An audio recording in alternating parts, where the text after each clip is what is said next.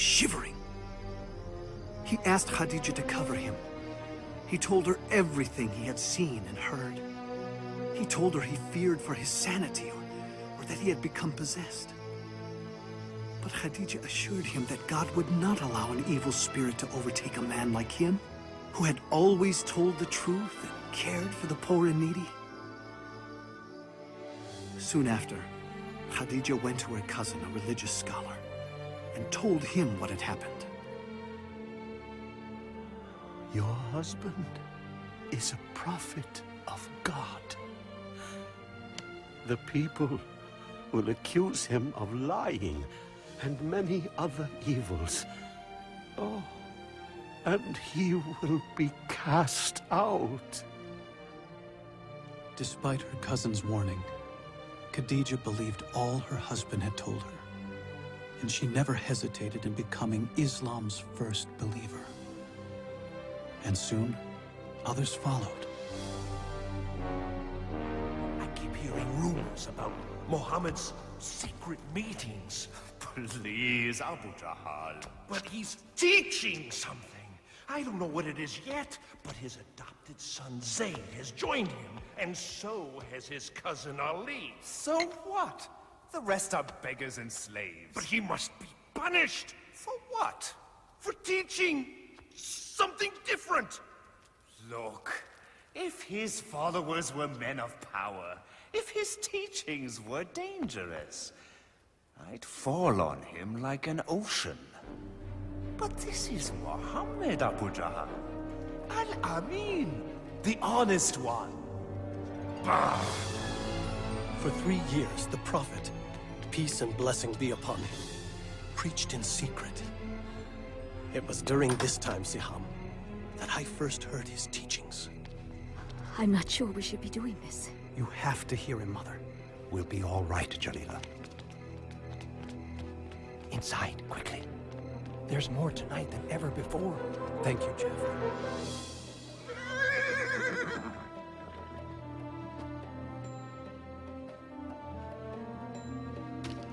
Where do you go every night? To hear a prophet of God.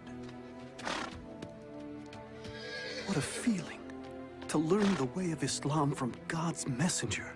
Peace and blessing be upon him. His revelations, the Quran, offered the most beautiful words we had ever heard.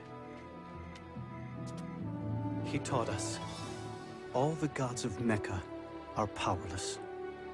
There's only one God, the God of Abraham, Moses, and Jesus. And you have to surrender everything to him. There's no such thing as rich or slave in the eyes of God. All are equal. And the poor aren't to be put down and despised. They're to be cared for. The Quran says, in the name of God, the merciful, the compassionate, the most honored of you in the sight of Allah is the most righteous of you. Women aren't possessions. They're God's creations and just as important as any man. Respect them. The earth is a gift from God. Treat it gently. You are its caretaker. And remember, you will all be judged according to your deeds. Many became Muslims that night. We showed our faith with a simple pledge.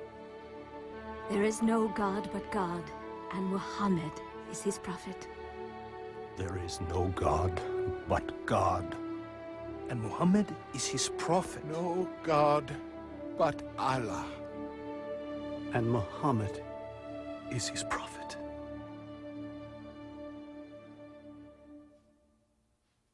You won't believe it, Amal.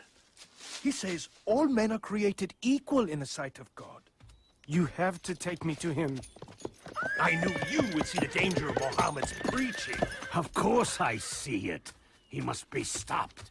You cannot stop Muhammad. What? Bilal, come back. You'll be whipped. They can whip my body, but not my soul. Fine, then leave your soul there, but get your body back here. What do you know about Muhammad? I know he is a prophet. Prophet? You see? It spreads like a disease. The gods will punish you for those words, Bilal. Muhammad says the idol gods are powerless. Powerless. Powerless, he says. A slave says all the gods are powerless. Now, what do all of you say about Muhammad's harmless teachings? Our nephew preaches against us, Abu Talib? We also believe in an almighty God. Well, yes, but we don't say all the rest are worthless. What harm can be done by it? Those who listen to him are the poor and weak. Not all. They have been joined by Abu Bakr. Oh, yes. Muhammad's mighty friend has also deserted us. He's only one man. No! He is the first spark of a flame that must be extinguished. Yes! If Muhammad's preaching becomes popular and the gods are abolished, there will be no pilgrims. And if there are no pilgrims, there will be no more us.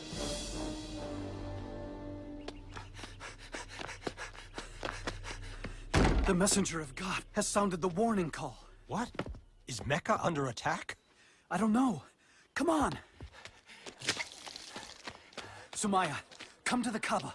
Hurry! Yes, sir. Quickly, come. What's going on? I don't know.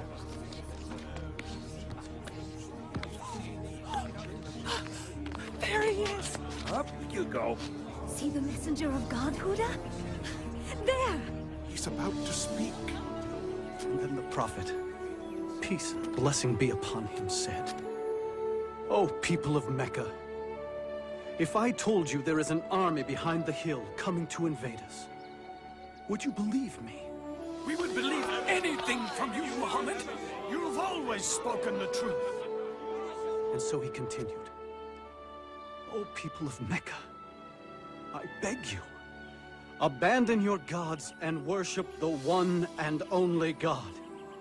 Save yourself from the fire of hell, for I cannot keep you from God's punishments. I am only like the man who sees the enemy coming and goes to warn his people of the approaching danger in order to save them." Our nephew is making a fool of us. Stop him, Abu Talib. Woe to you, Muhammad. Have you assembled us for this? Isn't it wonderful? Do you believe this man? Oh, yes. Every word. He's leaving the hill. Let's go join him. How dare you betray Mecca? What? The gods aren't good enough for you? We'll protect you, messenger of God. How dare you insult the gods? Prophet? Lock arms! Don't let them hurt the prophet! Stay together! Don't let them through! You cannot do this, Bilal. If the messenger of God no longer preaches in secret, I will not follow in secret. What is this? No, don't tell me. My slave has become a Muslim. You may own my body, but my soul... Let me guess. You think your soul is free? No. My soul is also a slave, but not to you. To God. That's where you're wrong, Bilal. It all belongs to me. Everything you are, everything you think, everything! Say it! Deny Muhammad's words and say your soul belongs to me! Say it, Bilal, say it! There is only one God. And Muhammad is his prophet. Let's see what you'll say under the lash!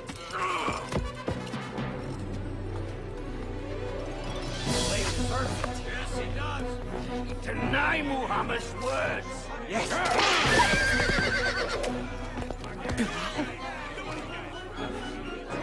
One God. One